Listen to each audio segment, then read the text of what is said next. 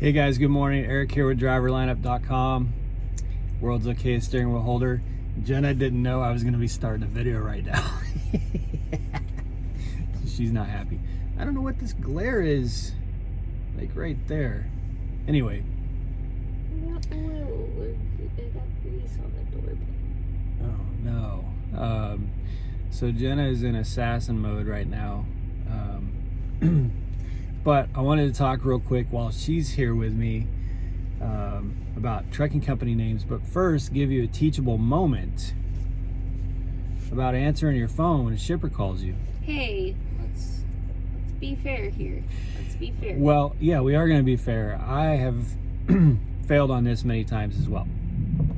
Jenna's only really failed on this once, which was today, but it's funny and we have a good spirit about it. So it wasn't funny at the time. We're at this receiver and the dock that they gave me was the worst dock in the yard because there's two, we're being unloaded right now. So we're a bit bouncy, but there's these 4 yellow poles and a fence right in front of us. And they gave me the only dock that was between two full-size OTR trucks. And of course I'm in a Peterbilt, which is a longer truck, so it took some work. I had to move the axles all the way back, and Jenna went back there to spot me. So I'm like, Austin. Which is why I didn't answer. Yeah, and that's why she didn't answer the phone. But I had Austin Powers it, and I actually had to reset myself once too. Because the first time I was just all jackknifed and I was all wrong, so I had to go reset myself, and finally got it to this door, which is kind of a warm-up for this headed back out on the road for us, because we're going to pick up at Bass Pro today. And anyone who's been a subscriber since the very beginning of our channel some 7 months ago knows that the only place where I've had to get some yard dog help in a couple places. Or if you've ever watched Trike Rider Trucking, had the same problem. Yeah. But Bass Pro in Springfield is the only place where it was like, there's no effing way this trailer is going into that spot attached to this truck. And we have to go back there today, so it was a good warm-up. But anyway, I finally get back to the dock. Jenna puts the chalk in and gets, we're all set up, ready to go, and the lady comes out after all that work to get to that dock. The lady comes out and says, I need you to move to dock 24. We can't unload you at the dock that you're at, which is 21. And we were told to go to 21. Yeah, we were told to 21. That was the door that they told her when she took the paperwork in. So we're pretty peeved about this. He's hell bent on us getting out there fucking early. I think well, you guys just got an F-bomb. An unplanned F-bomb that didn't come out of one of our mouths. But anyway, so we were pretty peeved about it, like the lady was just sorry. Yeah, she's like, I was like, it took me so much work to get here. And she's like, I know we can't unload you at this door, you gotta move. So we move over here to dock 24, which is way easier. I wish they would, it would have been nice to know this. It's literally the easiest one here. There's nobody down on the end, so it would have been really nice to have that one up front. Well, while she was outside spotting for me to make sure I didn't run into this other truck, they called 4 times to try and get us not to back into dock 21 because there was stuff in front of that door. So I, of course, just, the guy in there is super cool, the capstone guy. So I called and I was like, hey, Jack, I'm assuming you called me 4 times to try to tell me not to back into door 21. And he laughs and he's like, yep. And I was like, unfortunately, we were backing into door 21. And he was like, yeah, I figured that. So he was really amused, and he's like, I'm so sorry, so like at least they're being cool about it. But can't get rid of that damn glare. It's driving me crazy. It's like I see it just floating around your mouth on the screen. It's like it's right boop there. So yeah, he was, when Jenna called back, like she knew right away. It was all kinds of fail. It's not like she was ignoring her phone. It was just she was back there behind a trailer between two other trucks running. But yeah, shippers and receivers sometimes call you with really pertinent information. And you know, part of it too, though, that's important to say is this kind of stuff just happens. Like, you know, sometimes they don't call you 4 times. You know, sometimes they're not cool about it. Sometimes, you know, those people are having a bad day and they're being really grumpy. So, I mean, it's just one of those teachable moments where, A, pay closer attention to your phone. I mean, it's not that big of a deal. It's not like it's like we're delayed or anything like that because of it. It's more amusing than anything. But I guess it's just kind of the reminder of, if you're getting into trucking, you got to expect the unexpected. This kind of stuff pops up all the time. Like, you will run into some of the most bizarre situations, and you can get all flustered and frustrated and stuff, like, because you'll see those drivers when you're, you know, out delivering and picking up. You'll see those drivers who are like absolutely losing their mind, and they're the people on the CB dropping F-bombs at 6 o'clock in the morning. You know, there's no point in being that way. This just is trucking. Like, it's always a fluid situation, so you might as well just, you know, keep good spirits and laugh about it and stuff like that, you know. Yep. Sound advice. Which I say while I am so extraordinarily grumpy. Well, actually, her mood is... It's slowly coming. Okay, so hold on, I'll show you. So my mood... I've had about this much coffee so far. Like, so her mood here was terrible. So it's a little bit less terrible. And with it'll each proceed gulp, to get a little bit better as each gulp, her happiness increases. Yeah. So before I started this video, she was not this happy. Now that we're in this video, you know, and she's drinking the coffee, she's getting happier. So, because she didn't sleep very much last night, but she has a pretty short day today. She's just gonna drive.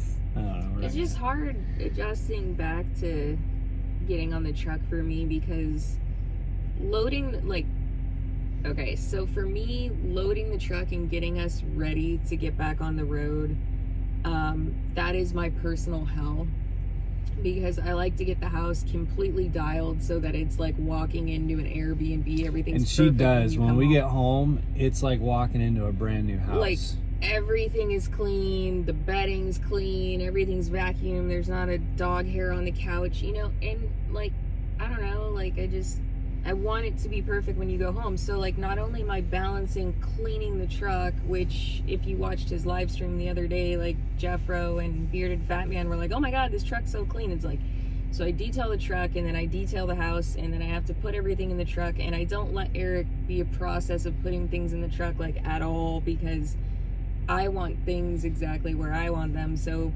it's just a struggle. So I feel like by the time I get us back on the truck, I'm ready for a vacation.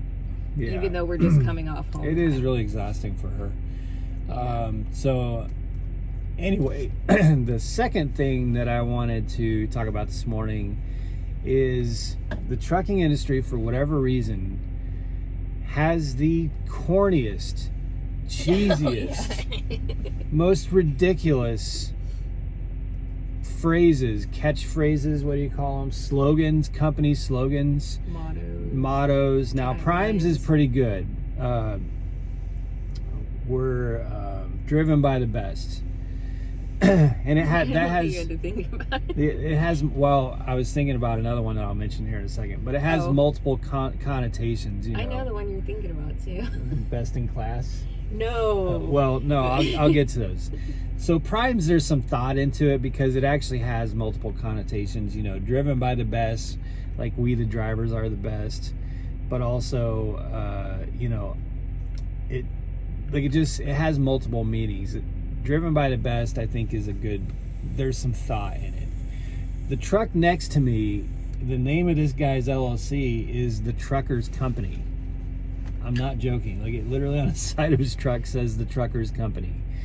And we saw a slogan, now we see them all the time, but there was one in, I want to say, Alabama, There was a company down there, and its motto on the side of its building was often imitated, never replicated. Often imitated, never replicated. It's like, first of all, you're a tiny little company. Nobody even knows about you. Nobody's trying to imitate you. I'm not saying you're not a good company, but what do you mean often imitated, never replicated? And by whom? Yeah, by whom? You're a reefer company. Like, we're all the same. And we see some that are like, we get it there. You know, it'll be like X something logistical LLC, and underneath it, we get it there. Like the rest of us don't. I mean, you don't stay in business if you don't get it there. I want to do like a play on like the Sex Panther cologne, which is like 60% of the time we get it there every time. Or, yeah. You know. Yeah. I mean, we 60% of the time we're on time every time. Like safer than the rest. You know, what do you mean safer than the rest? It's so funny where it's almost like there's just like some motto generator, you know, online that people just go and say, here's my company name, now generate me a motto, like best in class. What, you know, sorry Swift, but what class? What do you mean? Like you mean like you're classy? Because I don't know if I would say that Swift is classy. Like that's just, I don't beat on other companies on this channel, and I'm not like beating on Swift here, but I don't know that even Swift drivers would say that Swift is classy. So, like, best in class? Like, are they drinking champagne or something? I don't understand what that even, or is it that driver was the best in their class? Which that may not be saying anything. You know, like my class was 110, so I like to think that I'm only one of 5 left, so I'm probably like one of the best 5 in my class.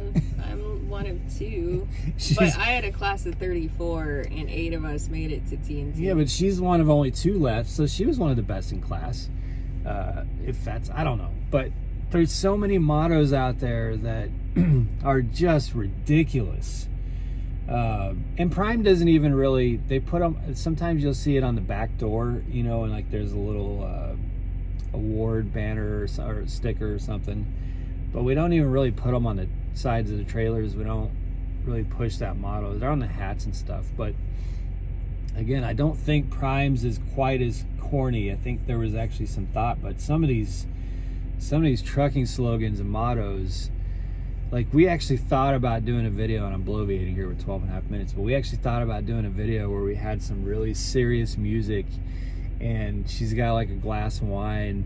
It's kind of like who's the talk show host where he sits there and he writes, you know, during serious music. What are the late night? Not Jimmy Kimmel. Jimmy Fallon. I'm a solar powered trucker. Oh. I don't know anything about Jimmy Fallon does it where it gets really serious music and then he like goes like this and writes out.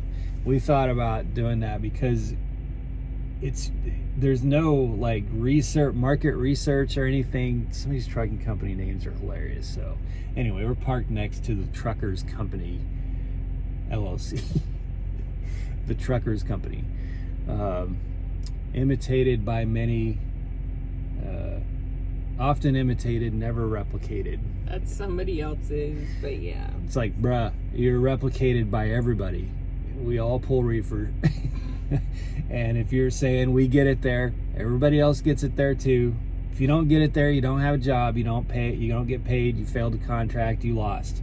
You either get it there or you don't. So anyway, as our morning update, if you guys have seen some crazy mottos, we would love to see them in the comments below. I know you have, and there's many more that we aren't thinking about right now. I'm excited and terrified for what the comments are going to look like. Yeah, tell us what you've seen out there.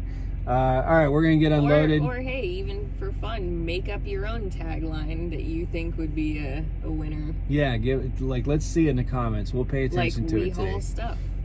We haul stuff, yeah. Like that sounds ridiculous, but I wouldn't be surprised to see that on the side of a trailer. I mean, we've seen like the most advanced refrigerated fleet in the world or something like that, and they're on Thermo King, you know, reefers. It's like, what are you talking about?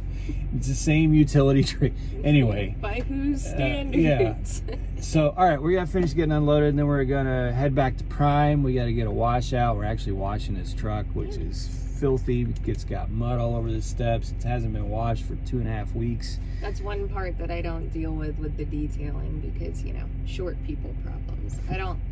I've threatened to try to wash the truck, and he just laughs. Oh yeah, at the house, it would never happen. So we gotta get a wash out in his trailer, and then go drop and hook at Bass Pro, and then start making our way to Georgia. So that's our day. All right, guys, be safe, make good decisions, and as always, drive to thrive. We'll talk to you soon.